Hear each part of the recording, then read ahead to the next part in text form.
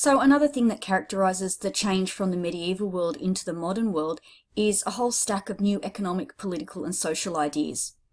In the late 18th century, there were lots and lots of changes going on around the world, and new leaders began to dismantle old-fashioned laws which they saw as repressive or keeping them down. Certain institutions and traditions that had supported old ways of living, feudalism, monarchies, kings and queens, those sorts of things. And so what we begin to see is what was later called an age of revolutions. There were numerous changes which occur, which have far-reaching effects and eventually lead to the complete reorganisation of European nations' political, social and economic systems.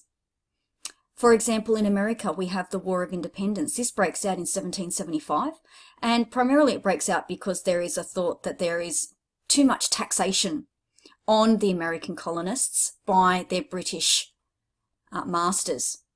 And the American natives, as they call themselves, although their heritage is European, is that they have no say in their government, and they don't think it's fair that they should have to pay tax but also have no say in their government. And here we can see a painting that represents the image that people had long after the event of what happened when people started to pull down the symbols of British control. And here you can see people on ropes pulling down this statue, and this is of King George III.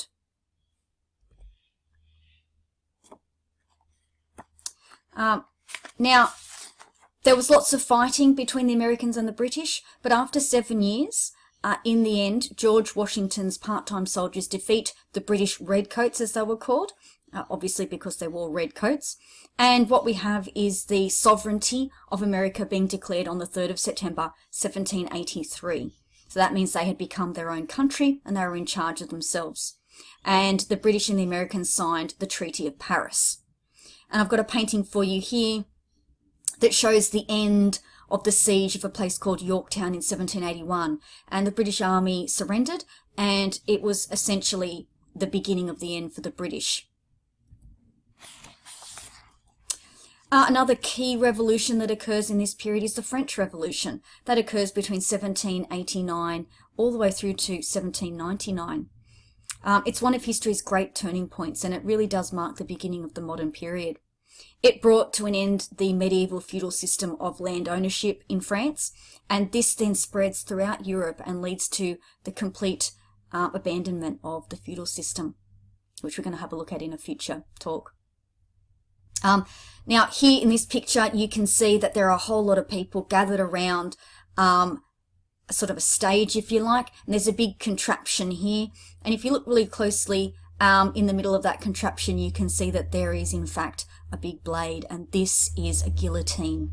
And this is a painting of Marie Antoinette having her head cut off. And if you look really closely at the painting, you can see that there's a whole lot of blood that someone's catching in a bowl. And she was the wife of King Louis XVI.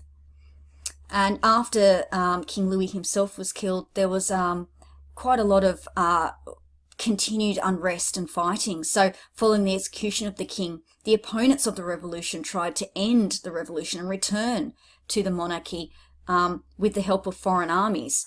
But you know, this eventually, of course, doesn't happen. And what we end up having is what becomes referred to as the Reign of Terror. And we have thousands of innocent victims beheaded by what was thought of as a humane way of dying, the guillotine, much, much faster than the previous way, which had been by hanging. Now, the revolution introduced ideals that were seen to be very modern and were things that people didn't have prior to the revolution. For instance, the right to vote, equality before the law, no matter which social class you're from or how much money you have, freedom of speech to talk about your opinion, to criticise the government of the day, and the right to a fair trial.